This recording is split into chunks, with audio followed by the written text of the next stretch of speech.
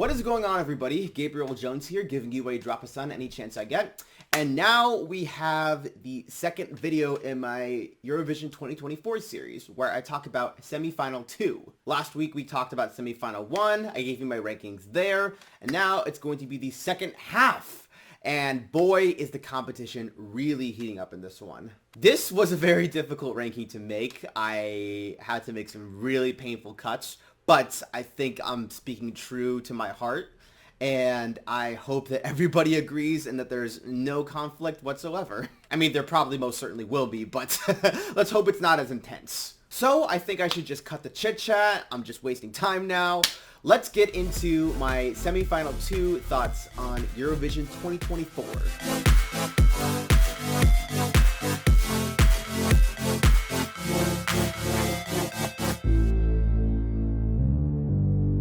First up on the list is Sarah Bonnici with her song Loop, and that's going to be representing Malta. Sarah was born in Gozo, and she is the daughter of Marcel Bonnici, who is the CEO of Mercury Towers and the Hamrun Spartans. I believe that's a football team. I remember texting a friend asking them if they were familiar with that team since they are into the Premier League, but that seems to be a different Premier League, so there's that. She worked closely with a past representative for Malta, Miriam Christine. I'm not too familiar with her work, but I assume it's great. Sarah competed in the 2009 Jury Eurovision Song Contest, and she served as a backup dancer for Nicole as a party in the 2010 edition. Interesting. She competed in many song contests in Bulgaria, Romania, and Hungary, and she appeared on the X Factor in 2018.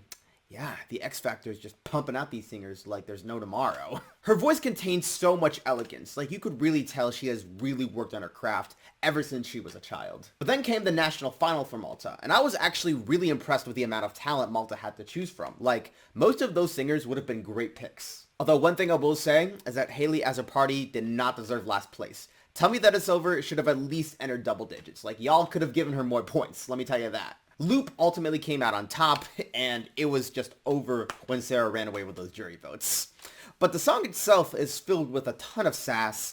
I love her belting on the bridge. The dance break is going to be incredible. I can see that already. That flip though, like, Sarah needs to thank her lucky stars. She didn't suffer any head injuries, let me tell you that. But yeah, it's a simple dance bop about having fun with a boy and feeling sexy with each other. Something that I'm sure a lot of young people can relate to, including myself, the ultimate sex god. People are saying that she's trying to copy Chanel's slow-mo, and there may be some validity to that, but you can tell that so much precision went into these dance moves. Like, Sarah is battling a ton of other dancing ladies, but she still has a shot at making it. Next up on the list is Besa's Titan, which is competing for Albania. Besa Kokadima was born in Fier in 1986, and she moved to the UK at 15 years old. She appeared on Mi Beso in 2003 with Product 28 as her first song. Wow, so she must have been very young at the time. She released her debut album Besa in 2006, and she competed in multiple music competitions, including 2 editions of Festivali I Këngës. I hope I'm pronouncing that right. She's also worked as a judge on The Voice of Albania. I mean, the X Factor and The Voice are just pumping out these singers like there's no tomorrow. Besa is a talented artist, given the number of years she's worked on her songs. She lets her voice soar like an actual eagle, you know, the eagles on her flag. And she's capable of evolving with the times. Watching Festivali I Këngës was an experience, let me tell you. They had so many artists to get through, I lost track of the running order after a certain point.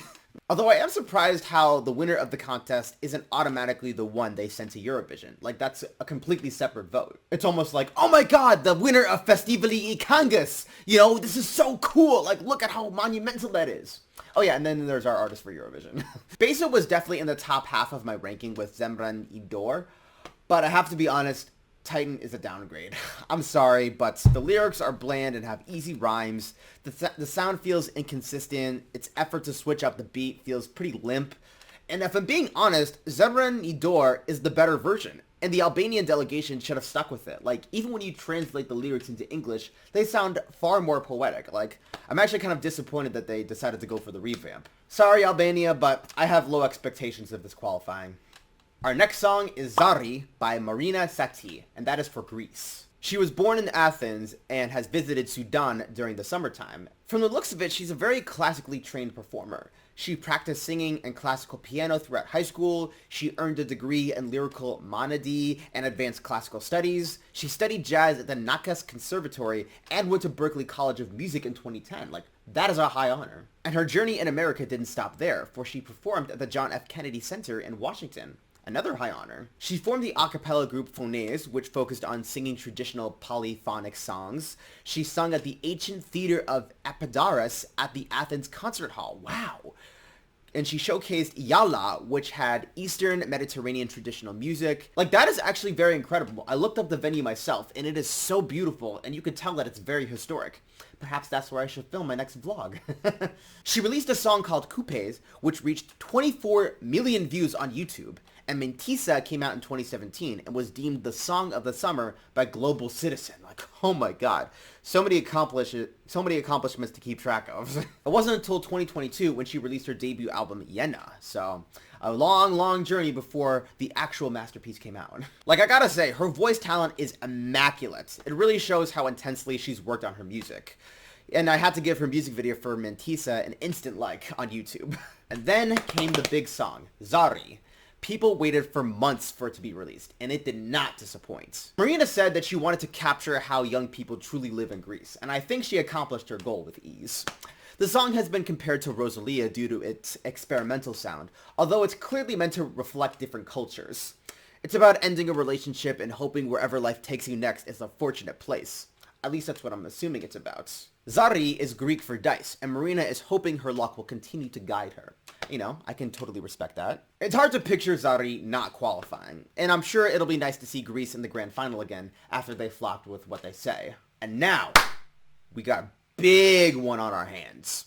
The Code by Nemo, which is representing Switzerland. Nemo Meltler, born in Biel-Bien in 1999, appeared in the jukebox musical Ik War Noch Niemals in New York in 2012. Released their debut EP Clownfish in 2015, with their debut single Do reaching number 4 on the Swiss charts. Nemo competed on season 2 of The Masked Singer Switzerland as the Panda, finishing in 5th place. They also came out as non-binary in 2023, and that's going to be very important for this section. One thing I was very surprised by is how the rest of their discography is far chiller than I expected. There's no bombastic moments like we see in The Code. Speaking of which, it was very interesting to see the build-up to the release of this song. Like, the Swiss delegation promised that their new entry was not a male ballad.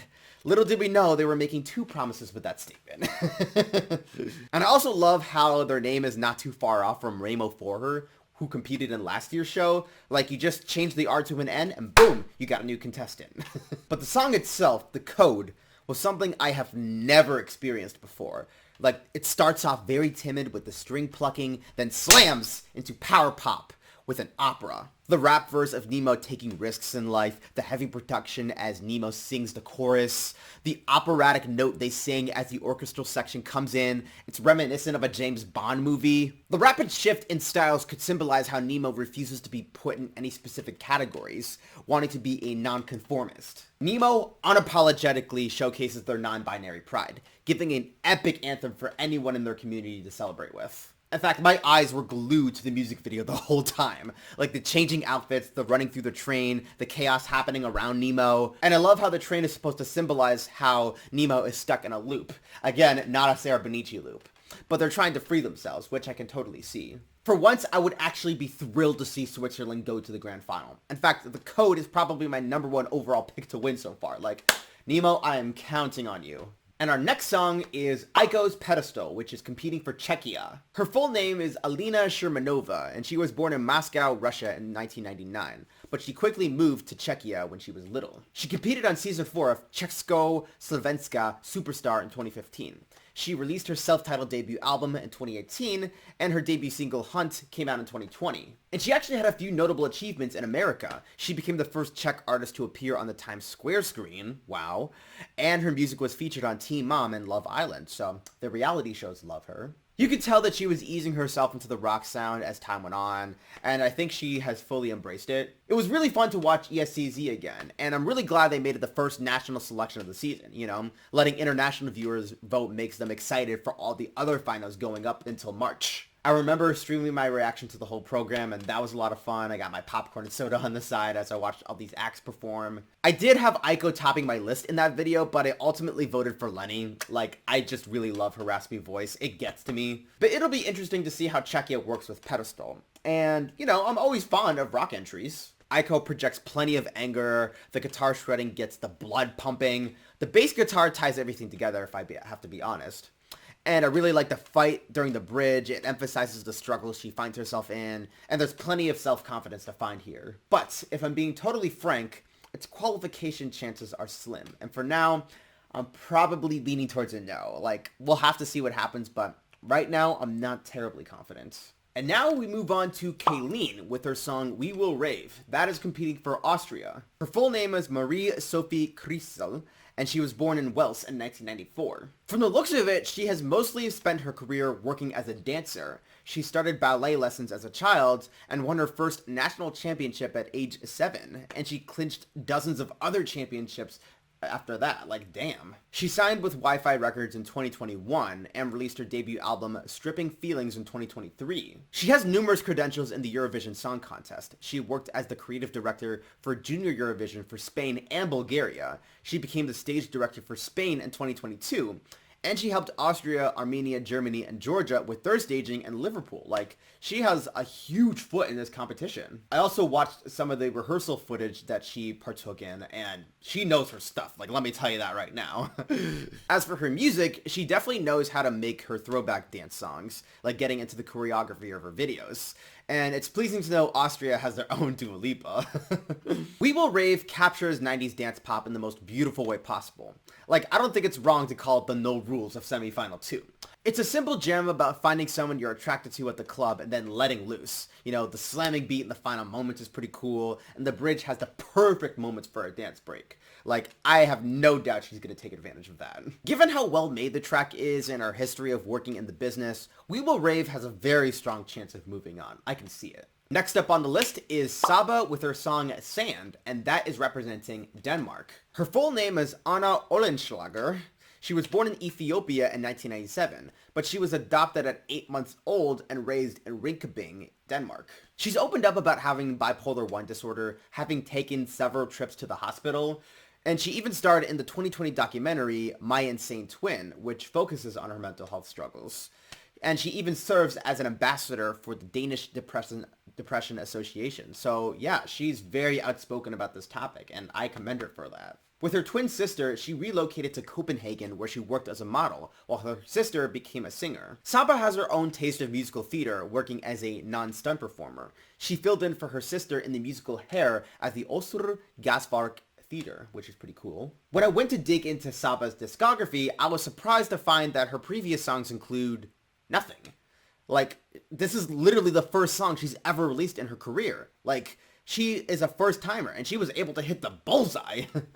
I will say that she does make songwriting look effortless with Sand. The synthesizers are nicely mixed, with the intense beats giving the tune scale and weights. She knows how to work her vocals, let me tell you. And her journey with bipolar gives the song a totally new subtext. It illustrates how she tends to lose her grip. And it doesn't seem specifically about a lover. It could be about a family member. And yeah, like, I definitely think, you know, learning that she struggles with mental health, it gives the song a totally different meaning. I'm not entirely sure whether Sand will qualify, but I wouldn't be mad if it did. Like, I think SABA deserves a spot in the grand final. And now we have a great entry on our hands. Jako by Ladaniva, who are representing Armenia. They are a duo consisting of Jacqueline Bagdasaryan and Louis Thomas. Jacqueline was born in Armenia, but immigrated to France with her mom in 2014, and she attended the Lille Conservatory. Louis was born in Lille and grew up with a musical family consisting of jazz musicians, and he also attended the Lille Conservatory. Wow, look at that. Both members met each other at a bar in 2018 and officially formed a duo the following year. They even named their group after the Russian SCV. They released a ton of music during the COVID pandemic and received tons of praise from the Armenian community. Like, their song Kef Chilini reached 18 million views on YouTube. They would eventually come out with their self-titled debut album in 2023, which I believe includes Jako. They very much feel like a party duo, like the kinds of artists who lounge around and enjoy chilling with the people. Jacqueline is a fun vocalist, Louis is incredibly talented with his flute and trumpets, like, these two are just full of life. And they continue the party with Jako. The bass guitar and tambourines serve as the glue, the chants will bring the audience in on the fun, I can see that already. It's able to create a festive environment without relying on too many lyrics, which is very impressive. Jacqueline sings about how free she feels and implores others to join her. Louis working his woodwind instruments like always is really impressive.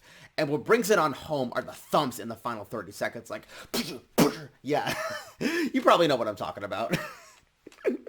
The two of them are very fun to watch in interviews. They're such lighthearted individuals. Like, I would be mad if Jako doesn't make it. The voters cannot let them down. And now we're moving on to another personal favorite of mine, Hollow by Dans, who is competing for Latvia. His real name is Arturs Singires. He was born in Brešeni, Latvia, and he is a resident of Saldus. He first gained notoriety on Talentu Fabrika in 2003, and afterwards he released a debut album with his then-wife, Linda Kalnina. He released his solo debut album, Lights On, in 2006. He received a nomination for Best Rock Album at the Latvian Music Recording Awards. Wow. He will go on to release 8 more albums throughout his career and has won 25 Latvian Music Recording Awards in his career. Like, that's about as many as Beyonce. Like, he's the Beyonce of Latvia. Like, he needs to make his own Crazy in Love right now.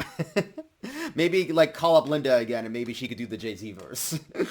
And what's also surprising is that he worked as a judge on Supernova, so he has a little foot in the whole Eurovision experience. Like, I was very surprised to find that Dans is apparently a major star in Latvia. Like, when you go to his Wikipedia page, it is extraordinarily detailed. Like, someone got his whole history on point. His music is definitely very easy listening, something you can hear on the radio in America. Like, I'm pretty sure 98Q would be, like, playing it on repeat. And then came the song Hollow. And when I first heard the snippet of it, I could tell it would be the winner instantly. While there were a few other national finals I got right, Supernova felt the most rewarding because I correctly guessed Dans without being influenced by public opinion. Like, that's a small victory for me. I noticed that when Alika competed in Isti Lal in 2023, I correctly guessed that she would be the winner. And when she performed as an interval act on Supernova this year, I correctly guessed that Dans would be the winner. So now I'm convinced that Alika is my good luck charm when it comes to national finals predictions. But to get back to Hollow, it's definitely one of our more dramatic entries in the second semifinal. He sings with so much grit, and the low-pitched piano wonderfully establishes the mood. The beats are heavy and emphasize the sadness Dans is feeling. The strings add so much emotion to the tune. It gives a universal message on how the stress of a situation can weigh on someone, and you must find hope even when it looks dark. Like, Dans has always said he prefers his listeners to find their own interpretations in his songs, and Hollow is a clear example. I'm saying it now, Dans could end up being the dark horse at semifinal 2. After Sudden Lights barely missed the grand final, Latvia needs to get some serious revenge in this year's contest. Like, I am counting on them. Next up on deck is Megara with 1111, and they are for San Marino. They are actually a Spanish band that formed in Madrid in 2015. The band members include Kenzie Lovets, Tio Robert Bueno, Viti Krokuta, and Rafaela Tache. I hope I'm pronouncing those names right. Correct me if I'm wrong.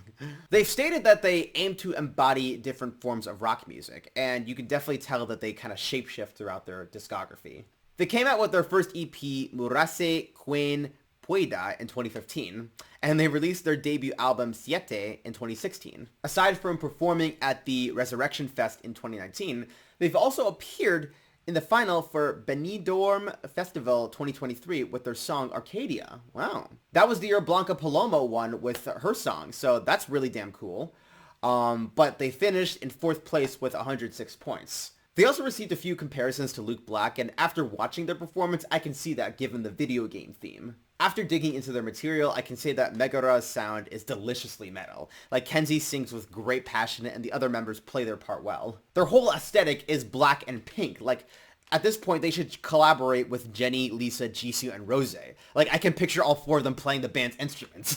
I mean, Jisoo can definitely rock out that bass guitar, let me tell you. Then there was the national final Una Voice per San Marino, which was easily the most torturous national selection to sit through.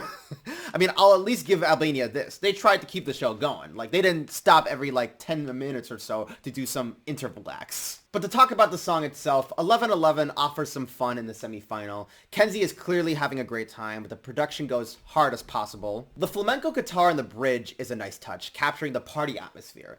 It's described as an FU anthem where the band sings about still being loved by many, even if they're hated by others. For anyone who's into metal, this one will definitely appeal to you. I wouldn't put it in the top half of my list though. This one I am very much looking forward to. It's Nutsa Buzaradze with her song Firefighter, and that is competing for Georgia. Nutsa was born in Tbilisi in 1997 and grew up in Turkey. She began practicing music as a child, singing in choirs and playing in a band. She's competed in many music competitions, including Georgia's Got Talent, the New Wave Music Festival, and The Voice of Turkey. She actually submitted White Horse's Run for the Georgia selection in 2017, coming in second place, just a little short. She also released her debut album, Nutsa 22, in 2019. A lot of 20s in that sentence, let me tell you. What surprised me the most about her, though, is that she actually was a contestant on American Idol, finishing in 12th place. Like, I actually watched her audition video where she sang in front of Lionel Richie, Katy Perry, and Luke Bryan. And it was actually very cute, especially when Luke Bryan says, "Go Dogs," because, you know, us Americans have a totally different understanding of what Georgia is. Even in her audition where she sang Patti LaBelle and Whitney Houston, she showed just how much of a powerhouse she is. Like, she is a force to be reckoned with. And when I listen to her actual releases, her ballads are very beautiful. Like, she knows how to be a singer. And she gives the same immaculate performance on Firefighter. Her voice is something to listen to in awe. It feels like she means every single word she sings. Like, there's so much emotion behind it. Like, her performance is ridiculously great. The beat is ferocious and is perfect for dance breaks. It feels like Nutsa is in a real fight, working to take back what is hers. Even little details like the sirens, the violins in the final 30 seconds, and the way she says "tiger" brings so much to the runtime. This has to be the song that breaks Georgia's drought. It has to be. If not, what are we doing, people? Our next contestant is Mustii with his song Before the Party's Over, and that is for Belgium. His full name is Thomas Mustin, born in Brussels in 1990, and he, from the looks of it, is a massive theater kid. He studied theater at the Institut des Arts de Diffusion, finishing in 2012. He filmed a TV series called Et tort ou et raison. He played Benvolio in an adaptation of Romeo and Juliet, directed by Yves Bonnici. Hope I'm saying that right. And apparently that opened up the famous Theatre de Liege. Mustii continued his acting gigs throughout his career. His filmography includes movies like Odd Job and Les Survivors, and the TV show The Break. And he also acted in a show called La Bourge du Cheval Blanc.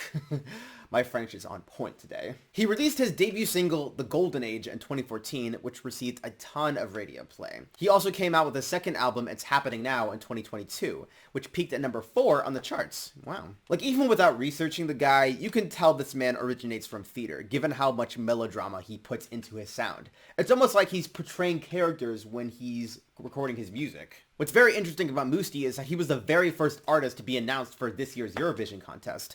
Like, it stinks that we didn't get to see a national selection for Belgium this year, but they ultimately chose a strong contestant. Before the Party's Over is admittedly hard for me to decipher. I like how the orchestra carries the song on their back. It feels wide in scale, almost like a Broadway show. And he lets his vocals loose during the outro, the famous part. My best guess is that it's about the human condition and having instant pleasures or seeking instant pleasures. Like, perhaps it takes place at a bar. Like, that's my best estimation of what it could be about. Like, I would love to hear an explanation in the comments. Like, this song may be one word off from the Billie Eilish hit, but it is anything but subdued. Belgium will be glad to taste another qualification this year. Our next entry is a long one. There's going to be a lot of pronunciation on my part. 5 Minuten en Puuluup with their song, and here we go, Nendest narkootikumidest me küll midagi. That is for Estonia. So 5 Minuten formed in Vosu in 2015. They are a hip-hop group containing 4 guys. They are Christian Jacobsen, Mikael Tam, Karl Kivastik, and Preet Thompson. They gained popularity after their first 2 albums, Asta Prat and Ramar, received massive chart success. Their 2019 song Alus Puxi topped the Isti Tip 4D chart for 6 straight weeks. That is very impressive, I gotta say. That song became the third biggest song in Estonia that year, and several of their follow-up hits were also very successful. They've even won the Artist of the Year at the Estonian Music Awards, which I'm assuming are the equivalent of the Grammys here in the United States. And their music has a very tropical sound influence. Like, it's a staple of the late 2010s music. Like, it also happened here in the States. And then there was Puuluup, a duo formed by Raimo Tedder and Marko Viisen in 2014. They released their first song, Sutsa Mu Lumi, in 2018. The music is just oozing with indie folk. Like, you could really tell that they are a part of that scene. And then there was Isti Lal, which was a pleasure to watch again this year. Like, I had so much fun watching this one. Like, it might just be my favorite national final to watch. It's so well organized and well presented. It was cute how each musician was interacting with kids, you know, showing how they engage with the community. The rock rendition of Bridges, like, kicked ass. Like, Aiko and Bedwetters were electric on that stage. I enjoyed every single moment of that. Like, even after I'm done recording this, I have to look it up on YouTube again. I'm just into it. And speaking of rock music, my boy Ali came up short again. Another second place finish. Damn. Like, ERR owes him more than the world because they have done him dirty. I will say that Nendest, narkootikumidest, Tai Me Küll, Midagi is one of the oddest and funniest entries from this year. That title is just so complicated for me to pronounce. Like, last year we kept it simple with Bridges. It was a one-word title with 2 syllables, and now I got this monstrosity to pronounce. Like, if I wasn't sounding American before, I am now. But to talk about the song itself, the beat is energized and makes you want to get dancing. I really like that cute dance move they do on stage. 5 minutes sound alive, signaling the listener to get up and move. And I adore the low-pitched singing from Puuluup. Like, the tal harpa is a nice touch and gives the song an ethnic feel. The lyrics are just so much fun to dig into. Like, they rap about being high on drugs and trying to hide it from the cops. Like, it seems like they're being investigated and they keep denying that they're doping. They talk about how they accidentally put on dresses and how the house is littered with Lay's chips and how they have to wear sunglasses to hide their pupils. It's just all sorts of silliness. It seems like every year we get the song with the older gentlemen just looking to have a party. Moldova gave us that in 2022 and Croatia gave us that in last year's contest. Like, I could see this advancing 100%. Like, people are going to want to have some fun, and this song is going to provide it for them. And now it's time to get gothic again. Our next entry is Gåte with Ulveham, and they are representing Norway. The band consists of 5 members in its current lineup. Gunhild Sandri, Magnus Bormark, John Evan Schaher, Mats Paulsen, and Jan Stenersen. I hope I'm pronouncing those correctly. The band officially first began in 1999. They released their first album, Jiri, in 2002, which garnered them significant success and topped the Norwegian album charts. After performing a huge concert in Oslo, which was even made into a DVD, they disbanded in 2005, looking to seek other opportunities. But then they came back in 2017 with new and returning members, and they made an effort to infuse more Norwegian folk heritage into their sound. They went on a massively successful tour in Norway and Denmark. Like, it's honestly pretty inspiring to see fans still care about them over a decade after they disbanded. Their music sounds very spiritual, as if you're being lifted to a new plane, and I always appreciate a song that can accomplish that. And then we had Melodi Grand Prix, which was very, very fun to watch. I love the high spirit energy that goes on in that venue. There was so much talent to watch this year, but Mia deserved much higher than 4th place. Like, Green Lights is probably my favorite song from this season overall, like, not just this contest. It's a work of beauty. Ulveham, though, feels like a whole dark spirit is surrounding you. Gunhild just comes alive and feels connected with the music. Almost a little too connected at points. Like, she's just yodeling with all her might. The production is loud and gothic, just oozing with witchcraft, and the song is just extremely dark. If I'm getting this correctly, it's about a maiden who gets turned into a sword by her evil stepmother, but when the townspeople admire her, she then gets transformed into a wolf, forced to walk the forest, and she gets revenge by killing the now pregnant stepmom and drinking her blood and the unborn child's blood. There's a lot to process with that description, let me tell you. I think we could use a little bit of gothic darkness in semifinal 2. Bambi Thug and Raven are doing their part for semifinal 1. It's not my personal favorite, but I expect this to earn big votes. And transitioning from dark to lights, we now have our final contestant in semifinal 2, Joost Klein, with his song Europapa.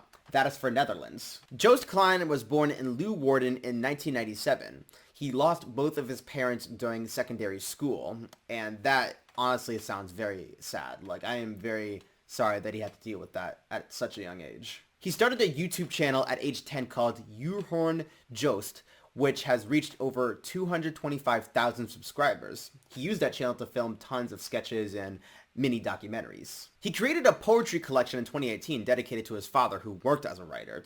He put out mixtapes before his debut album Albino in 2019, and that was what he called the poetry collection too. He went on a tour called Het Gaat Niet Zo Goed in 2019, my Dutch is on points, and performed at several music festivals. He has collaborated with the likes of Bibinos, a rapper who I know primarily for the Young Bass song Bad Boy, and he has even worked with Kalush Orchestra in the past. So yeah, that's high praise. He also achieved his first ever German hit, Friesenjung, in 2023, so really expanding your audience there, I gotta see. He's kept up a very zany sense of humor over the years. He has a childlike energy to his persona. You can tell after Burning Daylight flopped big time in the semifinals last year, the country wanted to submit something a bit sillier. Europapa is able to have enough pep to keep the listener entertained, but enough heart to make them feel too. Joost is able to add plenty of cheesy humor to the tune. I love his efforts to bring the whole continent together by listing off the places he's traveled to or wants to travel to. The humor could be seen as him trying to hide all the pain he's kept inside since he was little. It becomes very apparent on the lines that translate to, "Am running from myself, cry the entire day for help. Yes, I even give people money, but no one's helping me." Like, that is pretty deep. And it's very touching that he dedicated this song to his father also. Like, he's definitely smiling down from heaven, feeling proud of his boy. After the embarrassment Netherlands had in Liverpool, this will feel very refreshing to them. And there you have it, folks. Those are all my thoughts on every entry in semifinal 2. And just like last year, it seems like semifinal 2 is going to be a lot more interesting. Again, semifinal 1 has all the obvious picks, and semifinal 2 has all the more unpredictable picks. Like, people are just going to be duking it out that night. Like, let me tell you. This was a tough ranking to make, a lot of painful cuts, but we got to rip off the band-aid, so let's just get into it. I'm small again, look at me. But yeah, as for my ranking, I'm going to start with the non-qualifiers. At the bottom of my list is Besa with Titan. It's just not doing anything for me. I think the revamp was a mistake. They just should have stuck to the original version. Like, I don't think this is going to perform well. At number 14, it's Sarah Bonnici with Loop. And yeah, I think this is the point where I am making a lot of iffy predictions here. Like, I don't know for sure if Sarah is gonna not qualify, but I just know that it's not a strong entry for me personally. I do jam with Loop quite a bit, but there are some stronger contestants here. SABA with Sand is also a song that, again, it's pretty good. I just don't know if I trust it to qualify completely. Like, it's very touching, the subtext is meaningful, but I just don't have completely high hopes for it. And the same goes for Megara with 1111. Like, I'm sure there's going to be a lot of metalheads that connect with this, but it's just not doing anything for me. And then there's Aiko's Pedestal. And yeah, like, I think there's a slim chance that she's going to make it. But I'm just going to rank her at number 11 ultimately because there are some stronger contestants that I prefer. So yeah, no hard feelings towards Aiko. And then we have the top 10. So my 1 point is going to Mustii with Before the Party's Over. Very theatrical, very dramatic. I love how he gets into it. And he's our golden boy for this contest, literally. 2 points are going to Kaleen's We Will Rave. That one is very energized. It has a really cute dance break. It's very sweaty, like, especially with the music video. Yeah, I can see that one doing very well. Gåte is getting my 3 points with Ulveham. It's beautifully gothic. I love the song meaning. I love how dark it is. And I'm sure a lot of people are going to connect with them too. My 4 points are going to Dons with Hollow. I think Latvia is going to pull through. This is the year where they break the droughts. I'm telling it right now. Like, Dans is a huge star in Latvia. He's going to become a huge star with the rest of Europe and the rest of the world. Like, I have high hopes for him. My 5 points go to Joost Klein with Europapa. It's very fun. It's very sad, too, when you dig into the lyrics. But I think a lot of people are going to connect with this one. They could use a silly boy in the contest. And then my 6 points go to Marina Satti for Zari. It's, like, very fun. I really like the culture it infuses with the tune. And I like how Greece is trying something different this year. They're taking a risk, and I think it's going to pay off for them. My 7 points go to Nendest and Puuluup with the song with such a long name. I don't want to pronounce it again. But that one is another fun jam. The dance moves are incredibly cute. I love how connected the Estonian audience feels to them. And I think they're going to connect with a lot of people also. My 8 points go to Nutsa Buzaradze with Firefighter. She is a powerhouse of a vocalist. Like, again, Georgia is going to break the drought. I can feel it in my bones. Like, she is going to light something. She's going to make something spark on that stage. My 10 points go to Ladaniva with Jako. Like, that one is a lot of fun. Like, they're going to get a lot of people into the spirit with how energized and freeing they are. Like, again, like, Armenia is just consistently great when it comes to Eurovision entries. I don't think this is going to disappoint. And then my 12 points. 1, 2. That's going to The Code by Nemo. Like, I love how prideful they feel. I love how many risks the song takes. I love how it shapeshifts in style. I like how proud Nemo feels of themselves. Like, this is going to kick ass at the contest. It could possibly win the whole thing. Like, I'm feeling so confident in them. Oh my god. Oh, you go, Nemo. And there you have it. That is my semifinal 2 ranking. I hope everyone had fun with this one. I certainly had fun. It was great to record this and finally put it out there. I think we're just going to wrap it up here. If you want to follow me on social media, be sure to check out my Blue Sky, my Twitter, my Twitch, and my TikTok. Links will be in the description. And that's where we're gonna end it. My name is Gabriel Jones, and the sun may be setting, but I hope you're able to soak up those drops. Take care.